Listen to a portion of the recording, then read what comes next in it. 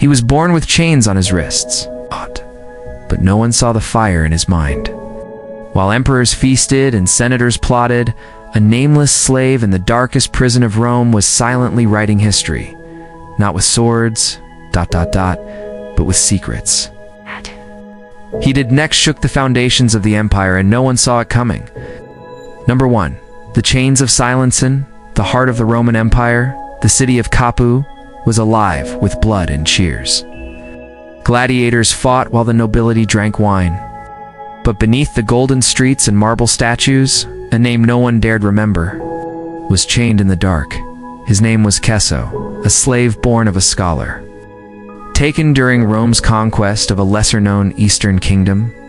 Unlike other slaves who broke rocks or fed lions, Cesso was silent, not because he was mute, but because he listened. He listened to guards, 2 generals, 2 merchants, and he learned he had a sharp mind, a burning hatred, and a plan he'd never reveal, not yet. He spent years serving a greedy Roman senator named Lucius Vorenus, a man so powerful he once had a judge whipped for a delayed verdict. Cesso observed everything, his books, his scrolls, his corruption, his secrets, and one day Cesso whispered to himself, "They built this empire on paper. I'll burn it with ink." Number 2, a map of shadows. Cesso cleaned the senator's study each morning. Scrolls about land disputes, letters from Caesar's office, tax reports from Judea. He began mapping power, who owned what, who owed whom, not with parchment. Mind. He memorized the entire layout of the villa. Secret passages, wine routes, even Lucius's illegal slave transactions. By night, he practiced writing with charcoal behind his cell stone. No one noticed. No one cared. Just another slave drawing animals, they thought. Until one night, he drew something different. A forged signature, a false decree, a new future. Cesso was no longer a slave. It was a spy. Number 3. Blood and ink. A corrupt magistrate was found dead in his home. A scroll lay open beside him. Royal decree signed by Lucius Vorenus himself, revoking land from Caesar's cousin. But Lucius never signed it. Whispers spread. Senators questioned. Trust cracked. Cesso had planted the scroll. He knew where Lucius kept his seal. He'd copied it perfectly. And now the most feared man in Rome was being doubted. Cesso smiled behind his chains. A single scroll did more than 1,000 swords. Number 4.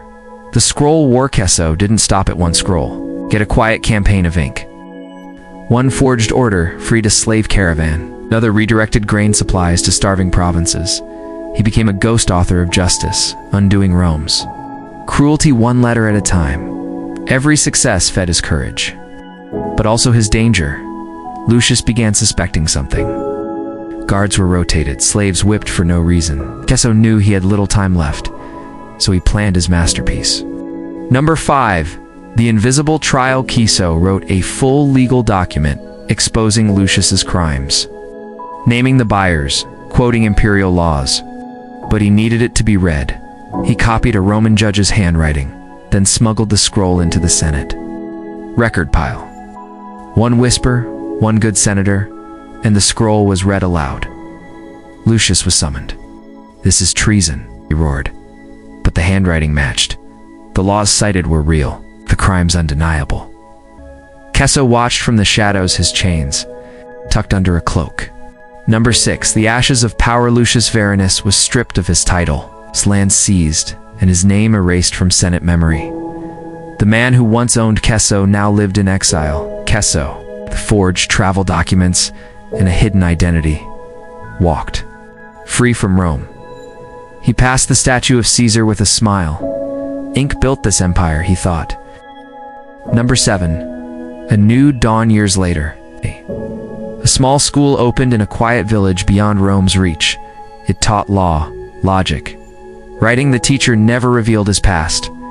But every student learned, words can be weapons, truth can be ink. The empire never found him, but it never recovered either. Cesso didn't seek revenge. He created a revolution no sword could stop.